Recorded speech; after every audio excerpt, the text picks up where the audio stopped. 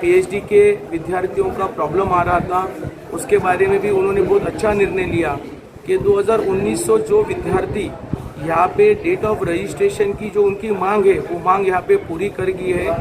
मेरे ख्याल से 2 या 2,500 तक के स्टूडेंट को इसका लाभ उस वक्त मिलने वाला है। उसके साथ अन्ना साहेब पाटिल आर्थिक विकास महामंडल के माध्यम से मराठा उद्योजक के बारे में भी उनकी बहुत पॉजिटिव यहाँ पे डिसीजन लिया है। उन्होंने बीच में कुछ नया स्कीम यहाँ पे हम लोग ने महामंडल के माध्यम से डिक्लेयर किया हुआ है, जो 2 लाख रुपए का हो या तो 10 लाख की जगह पे 15 लाख हो। ये जो मराठा समाज की जो विद्यार्थी है उनके लिए शिष्यवृत्ति, मतलब उनके लिए बैंक से लिया हुआ कर्जा उसके ऊपर का भी ब्याज ये अन्ना साहेब पाटिल आर्थिक विकास महामंडल देगा।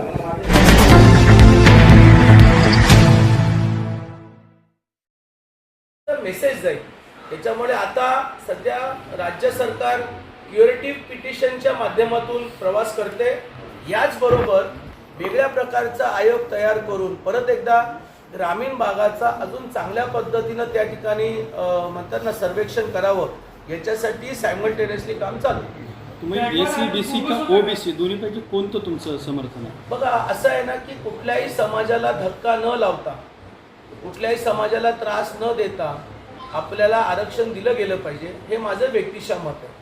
काही आमचे बांधव म्हणतात आम्हाला ओबीसी मधून पाहिजे। केंद्र सरकार आता ईडब्ल्यूएसच्या माध्यमातून आता त्याची कार्यपद्धती वाढवण्याचा प्रयत्न करते आहे, पण जोपर्यंत मागासवर्गीय आयोगाचा अहवाल येत नाही तोपर्यंत आपण आज निर्णय घेणं योग्य नाही। इच्छा सगळ्यांची असते। तर माझे वडील 1980 ला मराठा समाजाचा मोर्चा काढला, त्या मोर्चामध्ये बाबासाहेब भोसले मुख्यमंत्री होते काँग्रेसचे, त्यांनी त्यावेळेला आर्थिक निकषावरती आरक्षण दिला असता तर बऱ्यापैकी प्रश्न निकाली झाले असते। म्हणजे बरेचशा वेळेला राज्यकर्त्यांची भूमिका ही समाजाच्या चळवळीच्या बाजूने आणि समाजाच्या हिताची पाहिजे। त्याच्यामुळे जोपर्यंत मागासवर्गीय आयोगाचा अहवाल येत नाही तोपर्यंत आपण या विषयावरती ठोस भूमिका घेऊ शकत। मराठा समाजाचं सगळ्यांचं लक्ष एकच आहे, मराठा आरक्षण। परंतु का असं होतंय की कोणी ओबीसीतून मागतंय, कोणी एससीबीसी द्या म्हणतंय, एक वाक्यता का होत नाही? ज्याच्या नाही भावकी आहे म्हणून सगळ्यांचं नुकसान होतंय, हे काही उत्तर नाही झालं। मी तुम्हाला प्रश्न थेट विचारतोय की हे असं का होतंय? टार्गेट एकच आहे सगळ्यांचं। मग मराठा समाज जसा मागे मराठा क्रांती मोर्चासाठी आला होता तो आता काय येत नाहीये किंवा येऊ दिला जात नाही राजकीय दृष्ट्या? आता हा संशोधनाचा भाग आहे। पहिलं उदाहरण देतो की पहिल्यांदा 16-17 ला खूप चांगल्या पद्धतीने ताकद लावली, आपण आंदोलन काढले, मुकमोर्चे काढले, आरक्षण मिळालं। मग ज्या वेळेला कोरोनाच्या महामारीच्या कालखंडामध्ये सरकार ज्या वेळेला कमी पडलं त्यावेळेला किती आंदोलनं झाली, त्यावेळेला किती लोक बाहेर पडली। हे जर तर काही लोक सरकारचं तोंड बघून आंदोलन करतात, हे अयोग्य आहे। काय करणार? त्याच्यामुळे सगळ्यांचं उद्दिष्ट काय आहे? आता हे काय आरक्षणाचा फायदा आमच्या तिघांना होणारच नाही। हा खरा आरक्षणाचा फायदा शेतकऱ्यांच्या मुलांना, ज्याला आज गरज आहे त्या गरज असणाऱ्या मुलांसाठी हे सगळं चाललेलं आहे। आता कुणी काय मागतंय, कुणी मागतंय, मागू द्या, पण at the end of the day म्हणजे अखेर मागासवर्गीय आयोगाचा अहवाल हाच एक आपल्यासाठी परफेक्ट त्या ठिकाणी ठरणार। हे जे तुमच्या दोघं शेजारी बसलेले आहेत, परत आयोग नेमावा लागेल नाही। गायकवाड आयोग बोगस नव्हता। गायकवाड आयोगाच्या आधारावरतीच आपलं हायकोर्टामध्ये आरक्षण टिकलं, आपलं सुप्रीम कोर्टामध्ये पहिल्या टप्प्यामध्ये आरक्षण टिकलं। गायकवाड आयोगाच्याच माध्यमातून आज महाराष्ट्रामध्ये जे काही 4-5-10 हजार मुलं लागली असतील तर त्याच आयोगामुळे लागली। आता जर सुप्रीम कोर्टातले काही तज्ञ जजेसला वाटलं की या आयोगामध्ये काही अजून चांगल्या पद्धतीनं सर्वेक्षण होणं गरजेचं होतं, त्याच्यामुळे पहिल्यांदा स्टे केला। आता स्टे झाल्यानंतर तिकडच्या असणाऱ्या जे सरकार दरबारी वकील आहेत त्यांनी योग्य युक्तिवाद करणं गरजेचं होतं। आता त्यांनी काय आयोग खारिज केलेला नाहीये, आयोग खारिज केला नाही, परंतु आपण तरी त्याच्यामध्ये फेर सर्वेक्षण करून अजून चांगल्या भक्कमपणे परत एकदा मुद्दे मांडू शकतो आपण। अहो पण आता परत तपासणी करावी लागेल ना, परत तुम्हाला सर्वेक्षण करायला पाहिजे। एक सर्वेक्षण कुणी केलं? नारायण राणेंनी, त्याच्यानंतर कुणी केलं? गायकवाड साहेबांनी। आता गायकवाड साहेबांच्या नंतर परत एकदा चांगलं आरक्षण चांगलं सर्वे करणं गरजेचं आहे जर आपल्याला आरक्षण द्यायचं असेल तर। कारण हे तर द्यायचं द्यावं तर लागेल समाजाला. ठीक आहे ना, मगाशी त्याचं उत्तर मी दिलं या विषयावरती, तुम्ही होता ऐकायला. तर तुमच्या जोपर्यंत मागासवर्गीय आयोग हा मराठा समाज मागासलेला आहे हे त्याचं ठरवण्याचा अधिकार आहे. त्यानंतर ओबीसी मध्ये द्यायचं का प्रवर्गामध्ये वेगळं द्यायचं हा निर्णय राज्य सरकारचा त्यावेळेला येणार आहे. पण आता तुर्तास काय पाहिजे आपल्याला, तर परत एकदा सर्वेक्षण आणि आयोगाची शिफारस. तुमच्या मागणारी ओबीसी मधली आमची भावकीच आहे, परंतु जोपर्यंत मागासवर्गीय आयोगाचा अहवाल येत नाही तोपर्यंत त्यांनाही माहिती आहे काहीच होणार नाही. आता मराठवाड्याला निजामांच्या काळामध्ये मराठवाड्याला मराठ्यांना आरक्षण दिलं, हे त्यांनी जे कागदपत्र त्या दिवशी मुख्यमंत्र्यांना दिलं त्याची समिती करून जोपर्यंत त्या समितीचा अहवाल येत नाही तोपर्यंत मराठवाड्यासाठी काय वेगळा निर्णय घ्यायचा असेल तर मुख्यमंत्री घेऊ शकणार नाही जोपर्यंत त्यांचा अहवाल येत नाही. म्हणजे सर्वेक्षण की अहवाल हे क्रमप्राप्त आहे. समाजाची भूमिकाच ठोस ठरलेली नाही सर, एससीबीसी का ओबीसी कोणी स्पष्ट नाही याच्या संदर्भात. समाजाची भूमिका फार स्पष्ट आहे की ग्रामीण भागातल्या गरीब शेतकऱ्यांच्या मुलांना आरक्षणाचा फायदा मिळाला पाहिजे. त्याच्यासाठी सगळे लढतात. आता जे टिकू शकले नाही त्याच्यामुळे हा आम्हाला त्रास झाला, त्याच्यासाठी आता परत काय करायचं, त्यांच्या नावावरती किती नारळ फोडायचे, त्यापेक्षा आपण चांगलं काय करू शकतो, तर मग सारथी आणि महामंडळाला ताकद द्या आणि एका बाजूला ह्याच आरक्षणाच्या विषयावरती परत तुम्ही आयोग तयार करून त्याचं फेर तपासणी करा, कारण पर्याय नाही ना. ठीक आहे, जो काय आता कोणी 500 म्हणतात कोणी 2200 म्हणतात, त्याची मी ऑफिशियल ॲड्रेस सारथी जाहीर करेल. परंतु त्याचा ऑफिशियल निर्णय ना मागच्या जी आमची उपसमितीची मीटिंग झाली त्याच्यामध्ये चर्चा झाली. यदा कदाचित उद्या एक परत कॅबिनेट मीटिंग आहे, उपसमितीच्या मीटिंगमध्ये तो ठराव येईल यदा कदाचित आणि तो त्या मुलांना मिळेल. पण आमचं एक्सपेक्टेशन आहे या मंथ एंडच्या अगोदर तो निर्णय जाहीर होईल आणि त्या निर्णयाला अनुसरून राज्य सरकार निधीची तरतूद करून त्या मुलांना निधी पाठवायला सुरुवात करेल. त्याचे फेलोशिप. राजकीय स्वरूपाचे प्रश्न काही घेऊयात. अजित पवार हे भाजपमध्ये येणार या स्वरूपाची चर्चा होती, त्या संदर्भात तुम्ही बोललेलं काही ऐकण्यात आलेलं नाही. तुमचं काय म्हणणं, अजित पवारांना शुभेच्छा द्याल की काही सूचना करा? बघा, तो त्यांच्या व्यक्तिशा निर्णय आहे आणि भारतीय जनता पक्षाचे प्रदेश अध्यक्ष यांनी वेळोवेळी याबद्दलचं स्पष्टीकरण केलेलं आहे की भारतीय जनता पक्षामध्ये जो कोणी यायचं असेल त्याचं स्वागत केलं जाईल. आणि अजितदादांना जो स्कोप आज बीजेपीमध्ये मिळू शकतो तो स्कोप एक्झिस्टिंग पक्षात मिळू शकत नाही, कारण त्यांच्यासाठी पॅरलल लोक उभी आहेत. पण अजित पवार जर इकडे आले तर तुमच्या हृदयात असलेले व्यक्ती अडचणीत येईल नाही. मुख्यमंत्री म्हणून भारतीय जनता पक्ष असा पक्ष आहे की जो सगळ्यात मोठा या राज्यामध्ये असून देखील पण तो मुख्यमंत्री पद हे छोट्या पक्षाच्या आमदाराला देतो, नेत्याला देतो. हे हृदय मोठं आहे आणि हे भारतीय जनता पक्षाचं कामाची पद्धतच एवढी चांगली आहे ना की व्यक्तीपेक्षा त्याचं कार्य मोठं असेल ना तर त्याला सगळेजण विचारतात, त्याला मनात घेतात. त्याच्यामुळे एवढं काय मोठं कुणाला त्रास होणार आहे. आणि माझे साहेब आहेत ना मनाने आणि हृदयाने आणि कार्याने फार मोठे आहेत, ते पदासाठी कधीच हापापलेले नाही. भाजपचं मन एवढं मोठं आहे तर अजित पवारांच्या मागे ईडी का लावली होती आधी, मग आता कसं काय हृदय मोठं झालं? का लावली होती हे का लावली नाही हा सगळा विषय वेगळा आहे. सिंचनाच्या घोटाळ्याचे त्यांच्या मागे प्रकरण लावली त्यावेळेस भाजपचं मन मोठं नव्हतं. असं आहे, त्यावेळेचे काही तक्रारी होत्या, त्या तक्रारीचा आधार धरून तिथं ईडी लावण्यात आली.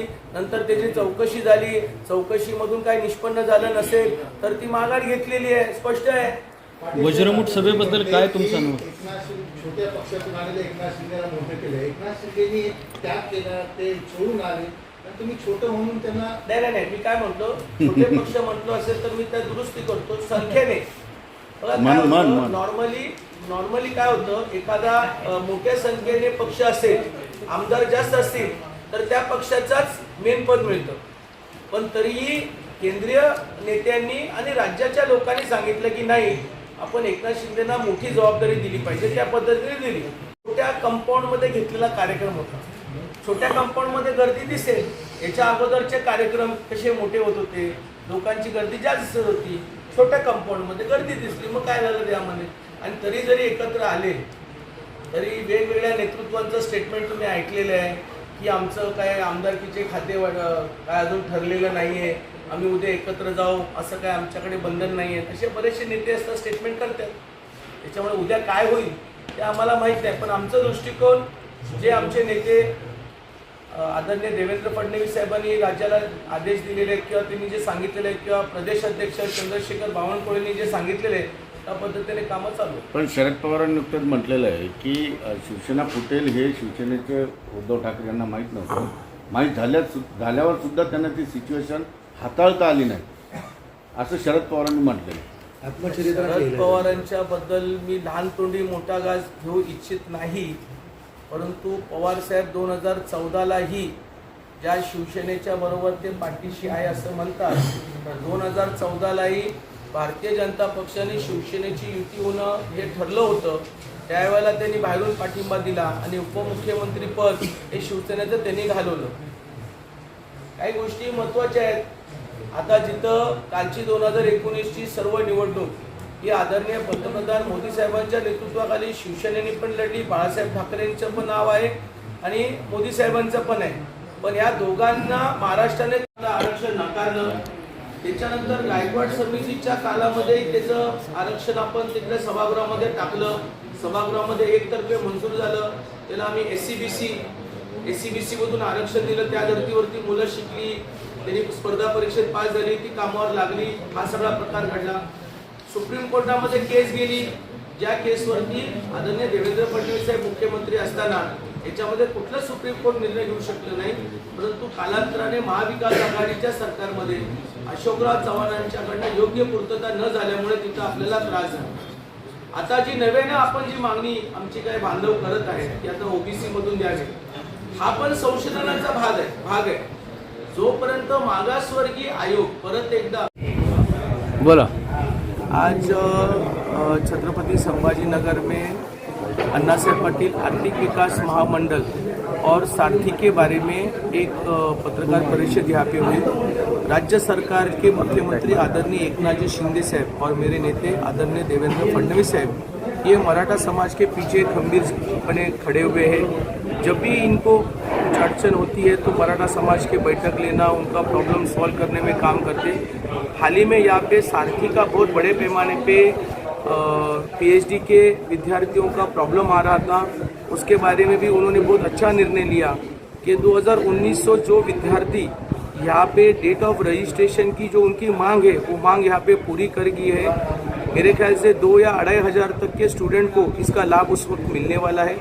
उसके साथ अन्ना साहब पाटिल आर्थिक विकास महामंडल के माध्यम से मराठा उद्योजक के बारे में भी उनकी बहुत पॉजिटिव यहाँ पे डिसीजन लिया है. उन्होंने बीच में उन्होंने कुछ नया स्कीम यहाँ पे हम लोग ने महामंडल के माध्यम से डिक्लेयर किया हुआ है, जो 2 लाख रुपए का हो या तो 10 लाख की जगह पे 15 लाख हो. ये जो मराठा समाज के जो विद्यार्थी है उनके लिए शिष्यवृत्ति, मतलब उनके लिए बैंक से लिया हुआ कर्जा उसके ऊपर का भी ब्याज ये अन्ना साहब पाटिल आर्थिक विकास महामंडल देगा. ये इस तरीके से कुछ अच्छे निर्णय आज महाराष्ट्र के मुख्यमंत्री एकनाथ जी शिंदे साहब और हमारे नेता उप मुख्यमंत्री देवेंद्र फडणवीस साहब ये ले रहे. हमारे उप समिति के अध्यक्ष चंद्रकांत दादा भी इस समिति के माध्यम से इन समाज के पीछे खंभीर से खड़े हुए. सर, आपने जिस तरह कहा निजाम सरकार के दौर में जो आरक्षण लागू था वो आज के दौर में भी लागू होना चाहिए. हमारे मराठवाड़ा के कुछ हमारे नेते हैं जो मराठा चळवळ में काम करते हैं, वो काफ़ी सालों से मांग कर रहे थे कि निज़ाम मराठवाड़ा जब निज़ामशाही में था तो उस वक्त उनको यहाँ पे आरक्षण मिल रहा था. बट जब वो महाराष्ट्र में ये मराठवाड़ा महाराष्ट्र में शामिल हो गया तब उनको आरक्षण नहीं मिला. हालांकि उस वक्त कुछ और कौम को भी वहाँ पे आरक्षण मिल रहा था, पर महाराष्ट्र में जाने के बाद उनको आरक्षण मिला पर मराठा समाज को नहीं मिला.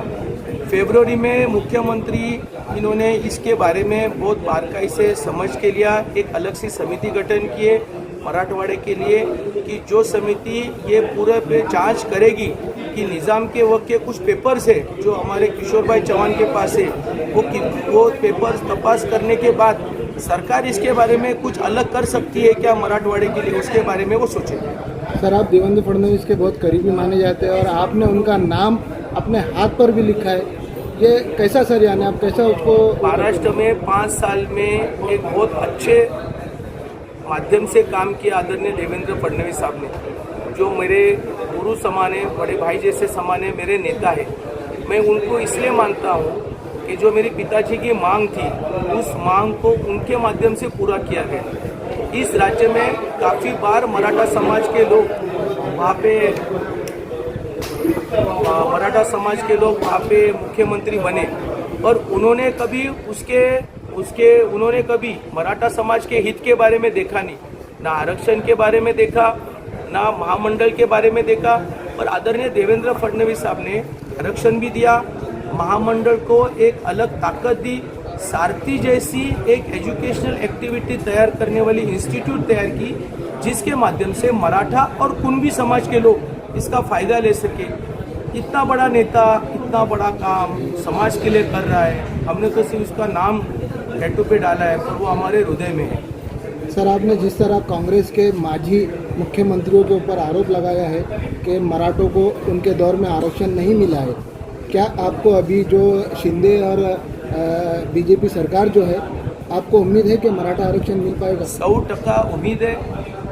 बीच में ही जो रिव्यू पिटीशन दाखिल किया था वो भले ही खारिज हो गया, तो अभी क्यूरेटिव पिटीशन डाला हुआ है। पर इसके बाद भी राज्य सरकार वापिस से एक आयोग तैयार करना चाहता है, कि जो आयोग इसके बारे में और अंदर जाके जानकारी लेंगी कि किस प्रकार में ग्रामीण भाग के किसान को आरक्षण से वंचित रहा है, उनकी आर्थिक परिस्थिति क्या है।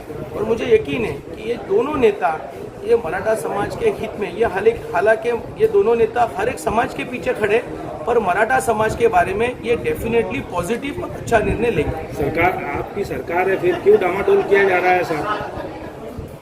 मैं समझा नहीं, क्या बोले आपने? आप सरकार में है, फिर मराठा आरक्षण के लिए फिर क्यों डामाडोल किया जा रहा है, क्यों जल्दी किया जा रहा है? अब तो सरकार में कुछ चीज़ें होती है जो मागासवर्गीय आयोग के माध्यम से होनी चाहिए। रिजर्वेशन देने का काम मागासवर्गीय आयोग को दिया हुआ है। जो गायकवाड़ समिति ने काम किया, उस गायकवाड़ समिति के माध्यम से आरक्षण मिला, पर सुप्रीम कोर्ट ने उसको रिजेक्ट किया। इसलिए नई समिति तैयार करनी पड़ेगी। इस समिति के माध्यम से और भी हम रिसर्च करेंगे, और भी कोई प्राइवेट लोगों के साथ रिसर्च करने के माध्यम से मराठा समाज को क्यों रिजर्वेशन की ज़रूरत है, ये वापस आयोग तैयार करेगा, और वापस आयोग ये रिप्रेजेंट करेगा। वो रिप्रेजेंट होने के बाद ही राज्य सरकार उसमें आरक्षण दे सकती है। Thank you.